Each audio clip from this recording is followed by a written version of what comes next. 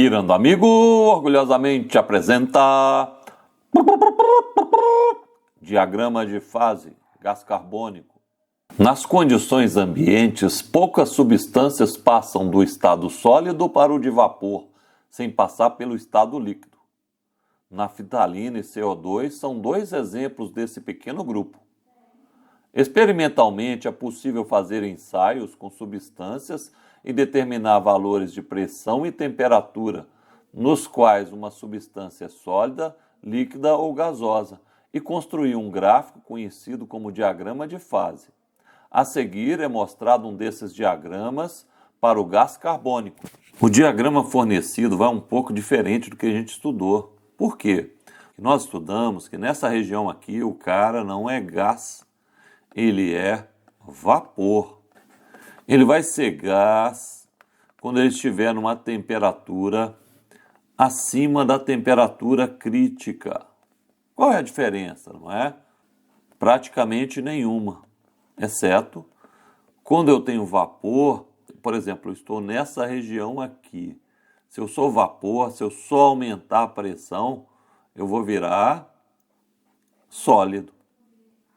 Se eu estiver nessa região aqui, se eu for vapor e aumentar apenas a pressão, eu vou virar líquido.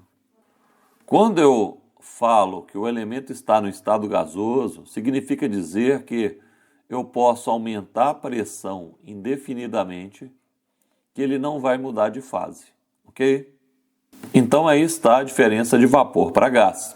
Podemos ver, então, estado sólido, líquido, vapor e gás. Essa curva aqui é a curva de sublimação. Esta agora é a curva de fusão. E a curva de vaporização. Se eu estiver a 5,1 atm de pressão e menos 56,6 graus Celsius de temperatura, eu estou no ponto triplo. Ou seja, nessa combinação eu consigo estar nos 3 estados físicos simultaneamente. Analisando o gráfico, responda. Se o CO2 estiver a uma temperatura de menos 80 graus Celsius e submetido à pressão de 1 atm, estará em qual fase? Menos 80 graus Celsius vai ser à esquerda, de menos 78. A 1 atm eu estou aqui, ó. Então estou na fase sólida.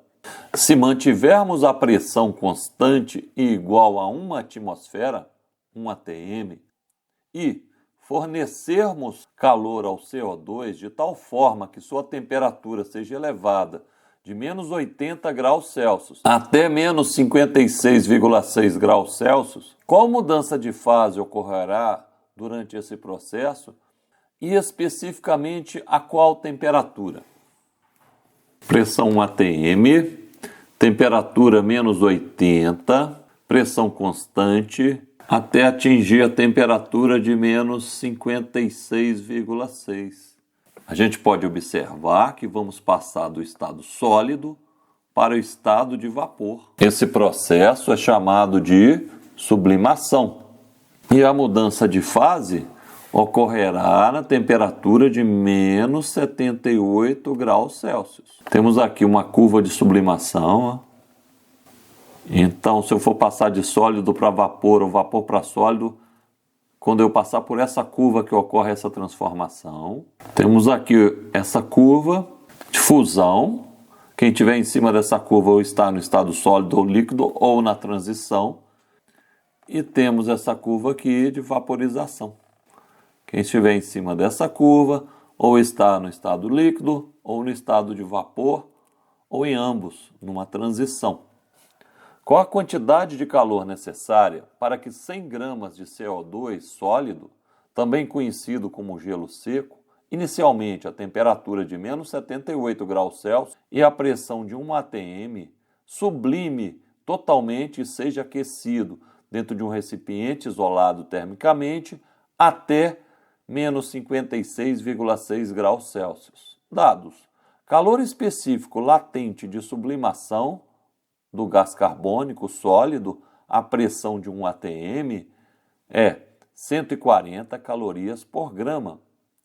calor específico sensível do CO2 no estado de vapor a 1 atm é meio caloria por grama grau Celsius.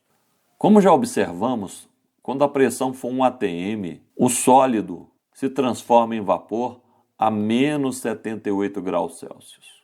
Então, para o CO2, a temperatura limite para um sólido a 1 atm é menos 78 graus Celsius. Eu já estou a menos 78 graus Celsius. Então, se eu fornecer calor a esse elemento, ele vai mudar de fase, sem alterar a temperatura. Vai permanecer a menos 78 graus Celsius. Inicialmente eu tenho só sólido, depois eu passo a ter sólido mais vapor. E no final terei só vapor. Então, esse calor é chamado de calor latente. Então, a 78 graus Celsius, agora eu sou apenas vapor. Inicialmente, a menos 78 graus Celsius, eu era sólido. Se eu começo a fornecer calor, já que eu estou na temperatura de sublimação, começa a acontecer o processo de sublimação. Eu passo a ter sólido mais um pouquinho de vapor. Se eu continuar a fornecer calor, o percentual de vapor aumenta e, no fim do processo, quando eu tiver só vapor, temperatura de menos 78 graus Celsius. Agora, se continuarmos a fornecer calor ao elemento, ele vai aumentar sua temperatura. Nós queremos que ele atinja a temperatura de menos 56,6 graus Celsius. Então, teremos um Q2 aqui. Esse Q2 é chamado de calor sensível, porque muda a temperatura sem mudar de fase.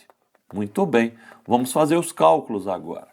O Q total que eu procuro é o Q1 mais o Q2. Q1 é calor latente, então Q1 é ml. Q2 é calor sensível, então Q2 é mc ΔT.